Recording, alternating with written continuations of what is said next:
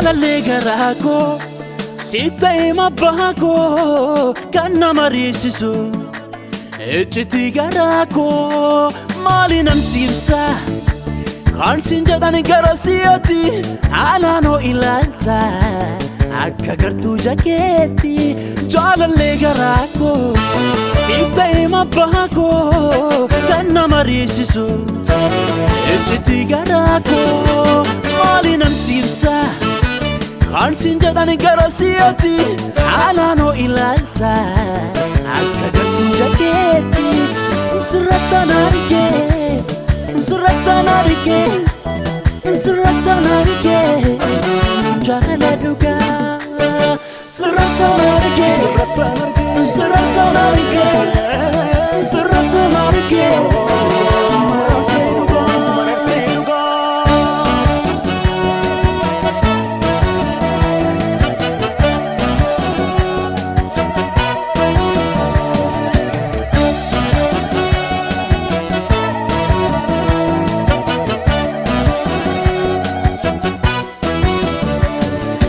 Hiyyeessota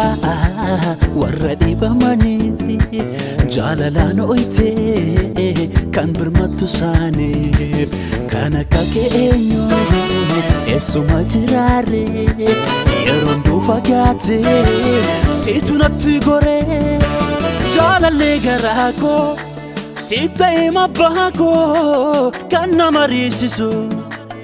ejjiti garaa koo maaliinan siibsa kan siin jedhan gara si'ati alaanoo ilaalta akka gartuu jakeetti JAALALLEE GARAA KOO Sitta'e abbaa koo kan nama riisisu ejjiti garaa koo maaliinan siibsa kan siin jedhan gara si'ati alaanoo ilaalta akka gartuu jakeetti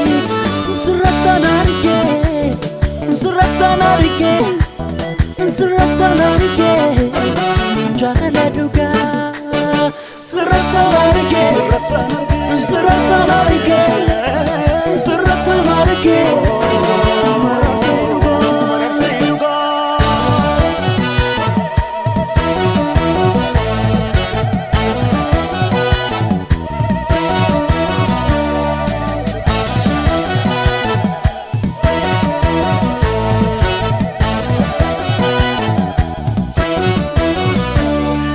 Koo fuutee gaararra na dhaabdee narratti hin taane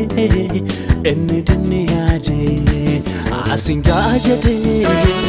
takkuma hin yaanne anaaf ijateera barruun keenan quuqne galatoomika eebbifamika Atel Shadaida Olduma dandeessa Atel Shadaida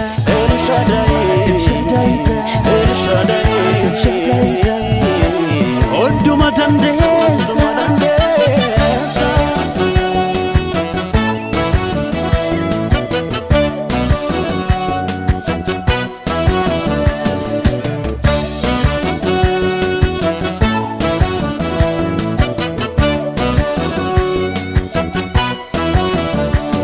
Anaafoo sitta'e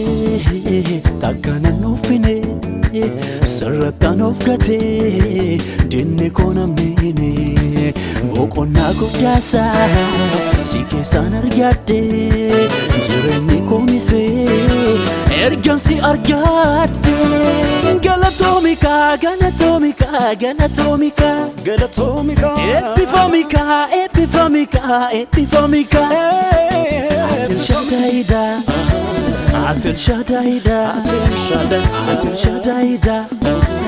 Onduma dandeessa Atel Shadaida